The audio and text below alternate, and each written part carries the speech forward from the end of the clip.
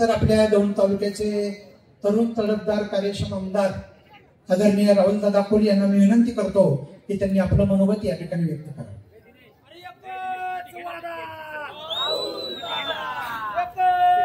नागरिक संरक्षण मंडळ, भारतीय जनता पार्टी, RPI अकोले गट, PRP यांच्या महायुतीच्या दौंड नगरपालिकेच्या प्रचाराच्या शुभारंभाच्या निमित्ताने उपस्थित असणारे नागरिक संरक्षण मंडळाचे अध्यक्ष माननीय प्रेमसिंहजी कटारिया, सर्व पक्षांचे उपस्थित पदाधिकारी, पॅनलचे सर्व उमेदवार, सर्व आजी माजी नगरसेवक, शहरातील विविध संस्थांचे पदाधिकारी, सर्व कार्यकर्ते, नागरिक बंधू भगिनींनो, प्रथमतः आज अतिशय कमी कालावधीमध्ये काल रात्री ठरलं आणि आज प्रचाराचा शुभारंभ करण्याचा निर्णय झाला आणि अतिशय चांगला प्रतिसाद तुम्ही सगळ्यांनी या प्रचाराच्या शुभारंभात दिला, त्याबद्दल सर्व कार्यकर्त्यांना मी धन्यवाद देतो।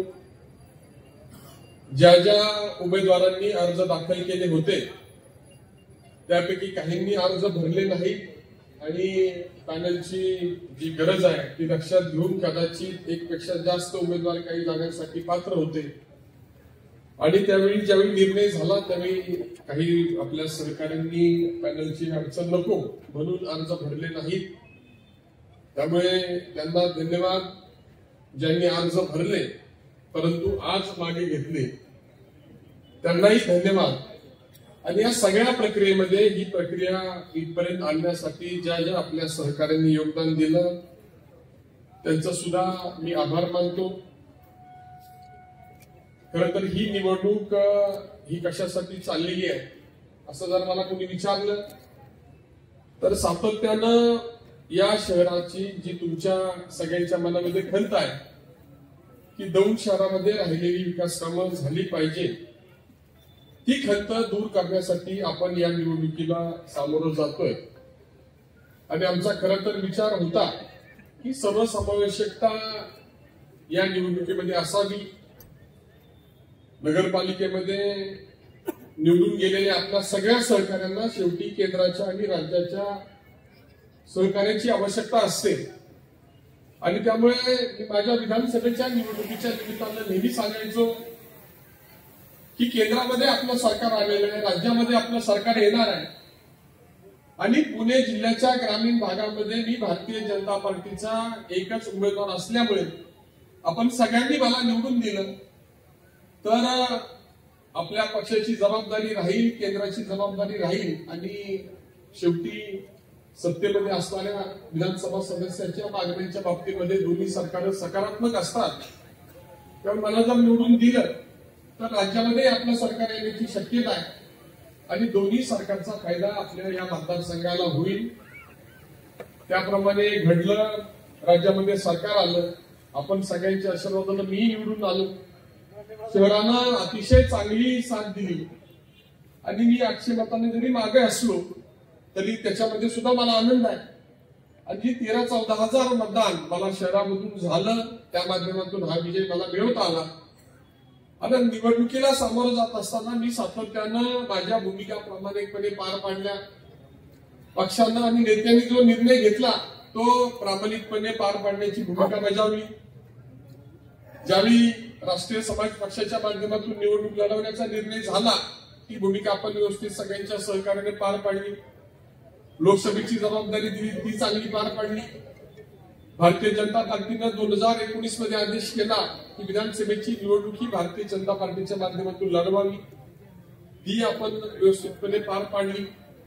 24च्या निवडणुकीमध्ये आपल्याला पक्षाने दिलेल्या आदेशाप्रमाणे आपण लोकसभेला अतिशय प्रामाणिक काम केलं आणि 24लाच विधानसभे संदर्भामध्ये जो निर्णय पक्षाने घेतला तो मान्य करून ही निवडणुकीची प्रक्रिया आपण अतिशय चांगल्या प्रकारे तुमच्या सगळ्यांच्या सहकार्याने पार पाडली आणि सुदैवानं सगळं मनासारखं घडत असताना ग्रामीण भागातील या तालुक्याला केंद्राचा आणि राज्याचा आशीर्वाद मिळण्याची परिस्थिती निर्माण झालेली असताना सगळ्यांना बरोबर घेऊनच नगरपालिकेची ही प्रक्रिया पार पाडली पाहिजे असा आमच्या बाजूने प्रयत्न होता, परंतु त्याला म्हणावासा प्रतिसाद मिळत नव्हता. कुणीतरी कुणाला तरी कमी लेखतो अशी स्थिती होती आणि त्यामुळे आपल्याला नागरिक संरक्षण मंडळ आणि आपल्या सर्व सहकाऱ्यांना घेऊन निवडणुकीचा निर्णय घ्यावा लागला. आणि त्याच्यामध्ये भूमिका ही कुणाला निवडून देणं, कुणाला थांबायला सांगणं ही नसून या शहराच्या विकासासाठी आवश्यक ती व्यवस्था या नगरपालिकेच्या माध्यमातून निर्माण करणं हे आहे. आणि निवडून आलेल्या सगळ्या सहकाऱ्यांना जर आपण पाहिलं, आपल्या नगरपालिकेची स्थिती अशी आहे, उत्पन्न मर्यादित आहे आणि त्यामुळे केंद्राच्या आणि राज्याच्या निधीची आवश्यकता आपल्याला आहे आणि तो आशीर्वाद लाभल्याशिवाय या ठिकाणचे नगरसेवक गतीनं काम करू शकत नाही, आपल्या भागातील विकास कामं पूर्ण करू शकत नाहीत. आणि त्यामुळे निवडून आलेल्या आपल्या सहकार्यांच्या माध्यमातून केंद्राच्या आणि राज्याच्या योजना या शहरामध्ये आणणं हा उद्दिष्ट डोळ्यासमोर ठेवून आपण या निवडणुकीला सामोरं जातोय. सर्व सहकारी पक्षांचे आभार सगळ्यांनी समजून घेतलं. कमी कालावधीमध्ये पॅनल झाला, शेवटपर्यंत स्पर्धा होती, परंतु आपल्या सर्व सहकाऱ्यांच्या एखाद दुसरा पद राहिलाय असेल त्यांनाही विनंती करून आपण पाठिंबा देण्याची विनंती करू. परंतु निवडणुकीची प्रक्रिया आपल्या सगळ्यांच्या सहकार्याने अतिशय चांगल्या प्रकारे या टप्प्यावर आलेली आहे. त्यामुळे या सगळ्या प्रक्रियेमध्ये तुम्ही आतापर्यंत जे योगदान दिलेलं आहे ते पुढच्या 10-12 दिवसामध्ये देणं आम्हाला सगळ्यांना अपेक्षित आहे. आणि ज्यांना थांबावं लागलंय, केंद्रामध्ये वेगवेगळ्या संधी आहेत, राज्यामध्ये वेगवेगळ्या संधी आहेत, जिल्ह्याच्या वेगवेगळ्या पदावर संधी आहेत, तालुक्याच्या वेगवेगळ्या समित्या होणार आहेत आणि पक्षाच्या वेगवेगळ्या जबाबदाऱ्यांच्या माध्यमातून अगदी स्वीकृत नगरसेवकापर्यंत वेगवेगळ्या ठिकाणी आपल्या सर्व सहकाऱ्यांना वेगवेगळ्या पदांच्या माध्यमातून संधी देण्याची क्षमता ही आपल्यामध्ये आहे. आणि ती क्षमता लक्षात घेऊन सर्व सहकाऱ्यांनी जो काही हा निर्णय घेतलाय त्याचं नेतृत्व करत असताना निश्चितपणे शेठजी आम्ही ही निवडणुकीची प्रक्रिया चांगली पार पाडू. परंतु त्यानंतर जसं मागच्या 10 वर्षामध्ये या शहराचं स्वरूप बदलण्याचा प्रयत्न आपण केला, तसाच अजून त्यापेक्षा गतीनं या शहराच्या वाटचालीमध्ये आमचं सगळ्यांचं योगदान देण्याचा प्रयत्न आम्ही करू. टीका कोणावर करण्याचा आमचा उद्देश नाही. आणि मागच्या विधानसभेच्या निवडणुकीत जर तुम्ही पाहिलं असेल तर संपूर्ण निवडणुकीमध्ये मी कोणावरही टीका न करता सुद्धा निवडून आलो. यावेळी सुद्धा आपल्याला तेच दाखवायचं की आपण काय केलं आणि आपण काय करणार आहोत याच्या माध्यमातून आपल्याला या निवडणुकीला सामोरं जायचंय आणि त्या माध्यमातून मतदारापर्यंत पोहोचून आपली भूमिका ही सर्वसामान्य जनतेच्या हिताची आहे. आपण केलेली कामाची यादी तुमच्यापर्यंत पोहोचू, करणाऱ्या कामाचा जाहीरनामा पोहोचू. मी फक्त समोरच्या मंडळींना एवढंच सांगेन की तुम्ही काय केलं आणि तुम्ही काय करणार आहे या लोकांसमोर नीटनेटकं मांडा.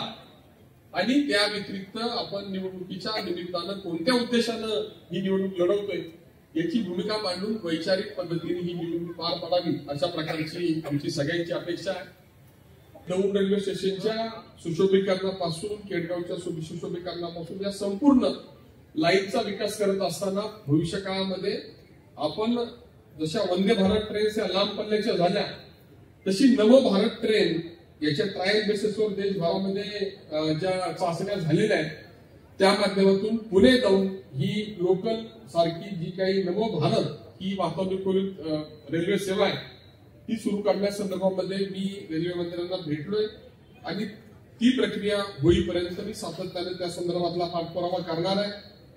लोकोशेडचं काम आपल्याकडे सुरू आहे. लोकोशेड खूप काही आपल्या शहरामध्ये बदलून जाईल, रोजगार वाढवणारं ठरेल, खूप मोठ्या प्रमाणावर रोजगाराच्या संधी निर्माण होतील आणि केंद्र सरकारच्या माध्यमातून जिथं खरं तर माझी जबाबदारी ती आहे की नाही याच्यावर साशंक आहे, परंतु आपल्या सगळ्यांचा प्रतिनिधी म्हणून केंद्रामध्ये सरकार असल्यामुळे त्या ठिकाणच्या वेगवेगळ्या मागण्या पूर्ण करण्याचा प्रयत्न आपण त्या ठिकाणी करतोय आणि रेल्वेच्या माध्यमातून या सुविधा अजून मजबूतपणे आपल्या सगळ्यांच्या पाठीशी उभं करण्यासाठी मी प्रयत्नशील आहे. मुंबईच्या पाठपुराव्याच्या बाबतीमध्ये अडचण नाही, दिल्लीच्या पाठपुराव्याच्या बाबतीमध्ये अजूनही मला थोड्याशा मर्यादा येतात, तरीही आपल्या सगळ्यांचा प्रतिनिधी म्हणून या सगळ्या गोष्टी करण्याचा माझा प्रयत्न आहे.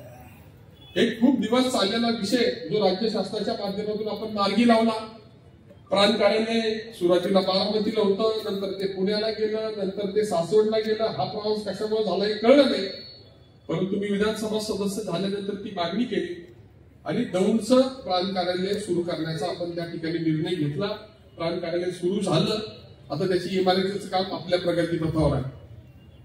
दौंडला जिल्हा न्यायालय व्हावं अशी आपली मागणी होती. आपण त्या ठिकाणी दौंडमध्ये सिनियर डिव्हिजन सुरू केलं. सेशन्स कोर्टच्या इमारतीचं काम सुरू आहे आणि त्या माध्यमातून सेशन्स कोर्ट सुद्धा पुढच्या 6 महिन्यामध्ये सुरू करण्याचा आपला प्रयत्न आहे आणि त्या माध्यमातून आपल्या लोकांना सुविधा निर्माण करण्याचा आपला प्रयत्न आहे. आपण डीवायएसपी ऑफिसची इमारत करतोय. आपण शेजारी अतिशय सुंदर अशी पोलीस स्टेशनची इमारत करतोय. जिथं आता पोलीस स्टेशन कार्यरत आहे तिथं आपल्या नगरपालिकेच्या मालकीची इमारत नाही. त्याचं अतिशय उत्तम नियोजन आपण त्या ठिकाणी करतोय आणि अतिशय भव्य दिव्य इमारत ही शॉपिंग कॉम्प्लेक्स सह त्या ठिकाणी आपण नियोजित करून त्याच्या संदर्भातली कारवाई चालू आहे. पोलीस स्टेशनच्या इमारतीच्या आजूबाजूला सुद्धा शॉपिंग कॉम्प्लेक्स करण्याचा आमचा प्रयत्न होता. त्याच्यामध्ये काही मर्यादा जरी आल्या तरी ती भर आपण शेजारची जी काही पार्किंग आणि पोलीस स्टेशनची इमारत आहे त्या ठिकाणी नगरपालिकेची एक उत्तम इमारत उभं करण्यासंदर्भातली आपली त्या ठिकाणी प्रक्रिया सुरू आहे. त्यातील सगळे रस्ते शहर सगळ्या बाजूने जोडण्याचा आपला अष्टविनायक मार्गाच्या माध्यमातून प्रयत्न झाला. मी नेहमी सांगतो की 2 ठिकाणी ही जवळ आणता येत नाही, परंतु रस्ते जर चांगले झाले तर 2 ठिकाणचं अंतर लोकांना कमी वाटतं आणि त्या माध्यमातून दौंडच्या बाजारपेठेला गती देण्याचा प्रयत्न आम्ही केलेला आहे.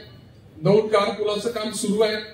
मला त्याच्यामुळे काही मतदान वाढणार नाही याची मलाही जाणीव आहे, परंतु फक्त मतदानासाठीच राजकारण करायचं नसतं तर आपल्या लोकांचं भविष्य डोळ्यासमोर ठेवून लोकांनी जरी 5 वर्षासाठी निवडून दिलं तर पुढच्या 5-25 वर्षाचं नियोजन करण्याची जबाबदारी माझ्यावर आहे. आपल्या सगळ्यांच्या आशीर्वादानं तुम्ही मला संधी दिलेली आहे तर मी ती जबाबदारी अतिशय प्रामाणिकपणे पार पाडली पाहिजे. या भूमिकेतून आपण त्या ठिकाणचं पुलाचं काम केल्यानंतर या बाजारपेठेला अजून गती देण्याचा आपला त्या ठिकाणचा प्रयत्न आहे. बायपासचं सगळं काम आपण सुरू केलेलं आहे. एका बाजूला आपण इकडं शिरापूर रोड पासून पुलापर्यंत रस्त्याचं काम सुरू आहे. पुलापासून इकडे बस स्टँड पासून पुढे ग्रामीण रुग्णालयापासून नगरमुरी चौकापर्यंत काम मंजूर आहे. ते काम आता आपण सुरू करतोय. त्यासाठी पूर्ण निधी उपलब्ध आहे. त्याच्या बाबतीत कुठलीही शंका नाही. पलीकडून आपल्या शेती महामंडळापासून बोरवके नगरला पहिल्या टप्प्यामध्ये आपण 7.5 कोटी दिले. आता 6.5 कोटी दिले. अशा माध्यमातून जवळपास 14 कोटी रुपयाचा तो रस्ता सुद्धा पूर्ण करून त्या बाजूला लोकांना सोयीचा रस्ता होऊन प्रयत्न करतोय. इकडे आपण बोरवके नगर पासून इकडे खोरोडी मार्गे रस्ता इकडे दौंड शिरापूर रोडला आपण जोडतोय आणि खोरोडीच्या अंडरपासचं काम सुद्धा मंजूर आहे. हे सगळे एक प्रकारे बायपासेस करून दौंडची वाहतुकीची सुविधा निर्माण करण्याचा आपण प्रयत्न करतोय. जी हेवी वाहतूक आहे ती बाहेरून जावी आणि लोकांना या ठिकाणी गैरसोय होऊ नये, ट्रॅफिकची समस्या निर्माण होऊ नये असा आपला प्रयत्न त्या ठिकाणी चालू आहे. आपण शिरापूर मार्गे हिंगणी बेरडी मार्गे खडकेला एक रस्ता बाहेर काढतोय जेणेकरून अवजड वाहतूक शहरामध्ये जी कोंडी होती ती कमी होईल. आपण देऊळगाव मार्गे बोरीबेल मार्गे पुढे खडके रावणगाव पर्यंत रस्त्याचं काम जवळपास पूर्ण केलंय. त्या ठिकाणी बोरीबेलच्या अंडरपासचं काम पूर्ण झाले की तो दुसरा एक बाह्य मार्ग होईल आणि या सगळ्याच्या माध्यमातून दौंडची वाहतुकीची समस्या एक नेटवर्क चांगलं करण्याचा आपण प्रयत्न करतोय. आपल्या सगळ्या वॉर्डमध्ये बऱ्यापैकी रस्त्याची कामं आपण मार्गी लावलेली आहेत.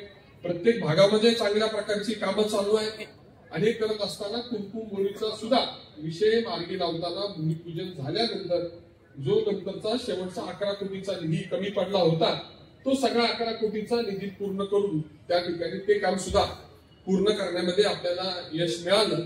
आणि आता सुद्धा छोटे छोटे जे काही शहराच्या दृष्टीने आवश्यक गोष्टी आहेत त्याच्यामध्ये बुद्धविहाराची मागणी होती. अतिशय भव्य काम त्या ठिकाणी चालू आहे.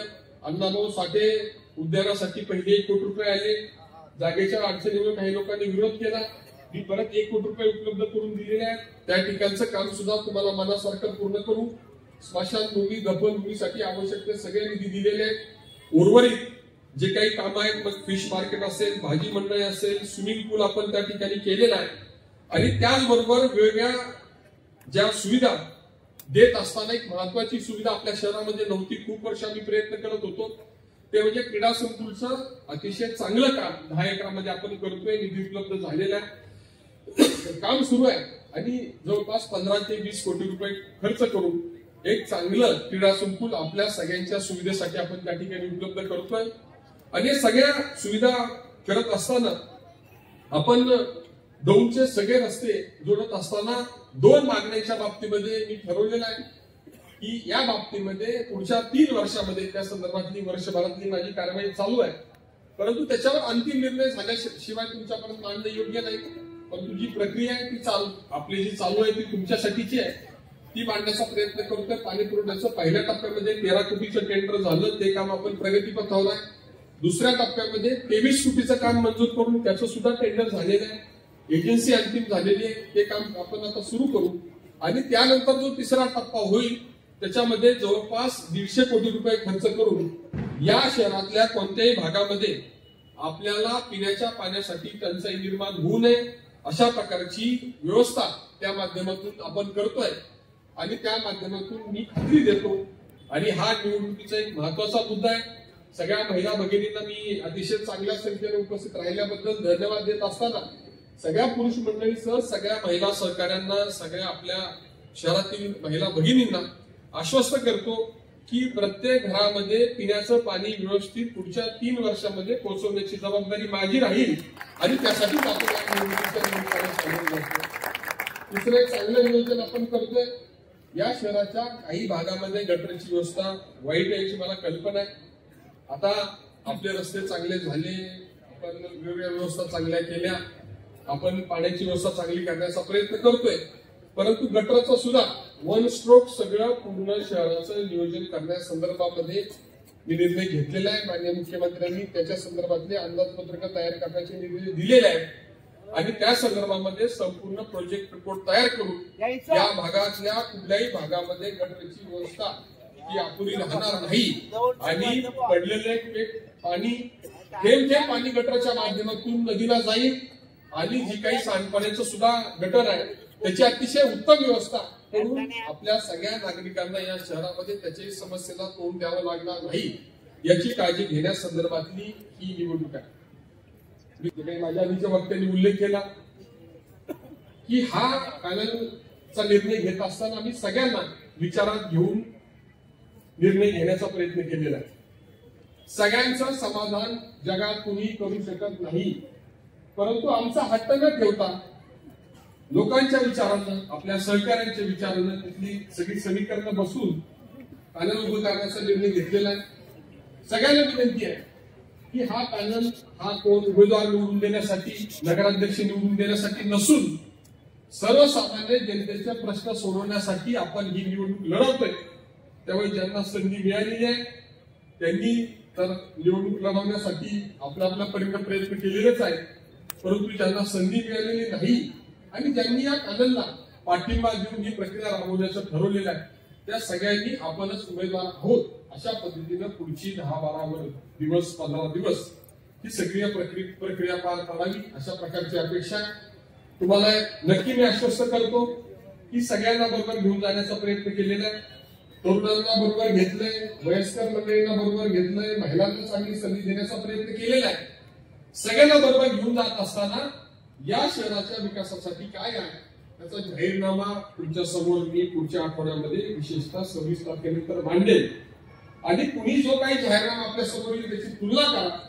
आज मी एवढंच सांगेल की कदाचित मी महाराष्ट्रातला एकमेव असेल 2014ला सुद्धा माझ्या पक्षप्रमुखांनी येऊन सांगितलं की ह्याला निवडून द्या, ह्याला मी मंत्री करतो.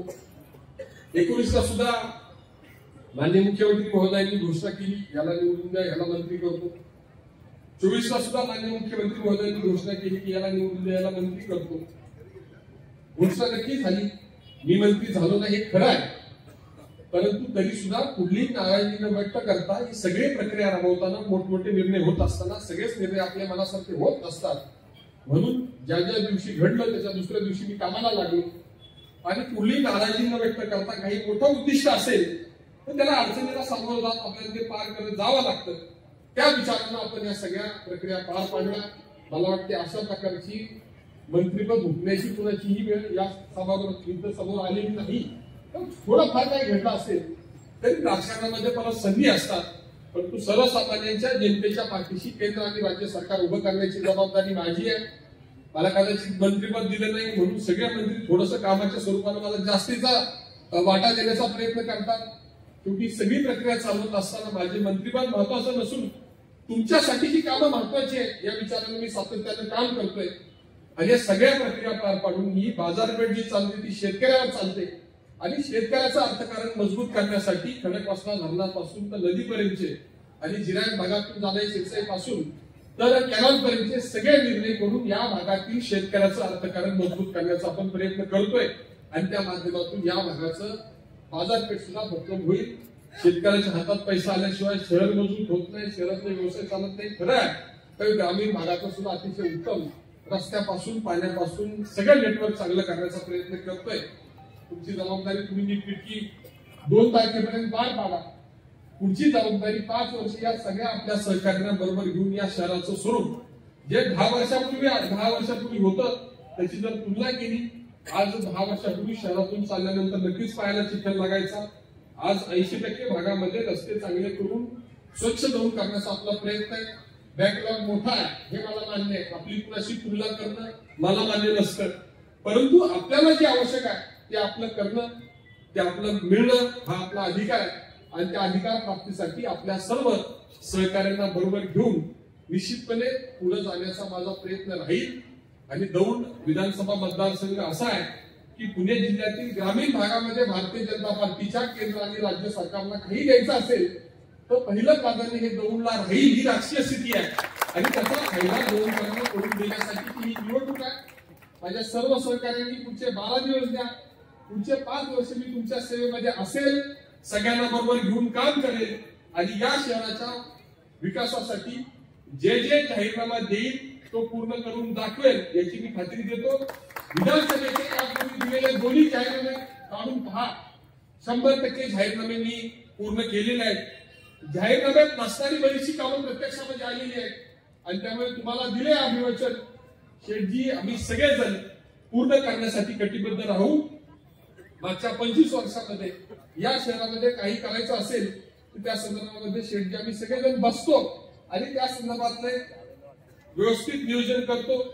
मागच्या 5 वर्षामध्ये मेजॉरिटी नसली तरीही शहरामध्ये जे काही तुम्हाला आकडेवारी सह मी देईल, ह्या ज्या गोष्टी झाल्या ज्या होत आहेत त्या सगळ्याला जे पाठबळ मिळालं ते राज्य सरकारचं मिळालं. विधानसभा सदस्य म्हणून माझ्या माध्यमातून या सगळ्या आपल्या सगळ्यांच्या आशीर्वादाने मिळालेल्या विधानसभेच्या पदाच्या माध्यमातून या सगळ्या नगरपालिकेला जो निधी मिळाला तो माननीय मुख्यमंत्र्यांनी दिला, त्यांचा मी ऋणी आहे आणि पुढच्या काळामध्ये त्यांचा आशीर्वाद आपल्या पाठीशी आहे. मुख्यमंत्री हे सरकार असतं आणि सरकार म्हणजेच मुख्यमंत्री असतो आणि मुख्यमंत्र्यांचं कशालाही आपल्याला ना नसतं हे तुम्हाला माहित आहे. तर या दोन्ही सरकारचा फायदा घेण्यासाठीची ही निवडणूक आहे. कुणाला नगराध्यक्ष करायचं, कुणाला नगरसेवक करायचं इतकं ते होणारच आहे. परंतु तेवढी निवडणूक करायची नाही, याची एक वेगळी व्याप्ती आहे, वेगळं स्वरूप आहे. तुमच्या माझ्या मनातली जी शंका आहे, जी सल आहे ती दोन कुठेतरी मागे राहील, ती दूर करण्याची ही निवडणूक आहे. माझी ही राजकीय ताकद आपल्या सगळ्यांच्या आशीर्वादाने वाढतीये. आपल्या तालुक्यातील एक बळ तुमच्या माध्यमातून केंद्राच्या आणि राज्याच्या निदर्शनास आणून देण्याची ही निवडणूक आहे. जेवढा चांगला विजय मिळेल तेवढा शहराच्या विकासाला गती देण्यासाठी मला त्या ठिकाणी तुमच्या सगळ्यांच्या आशीर्वादाने आग्रही राहता येईल आणि त्यासाठी ही निवडणूक आहे. मी आपल्या नगराध्यक्ष पदाच्या उमेदवार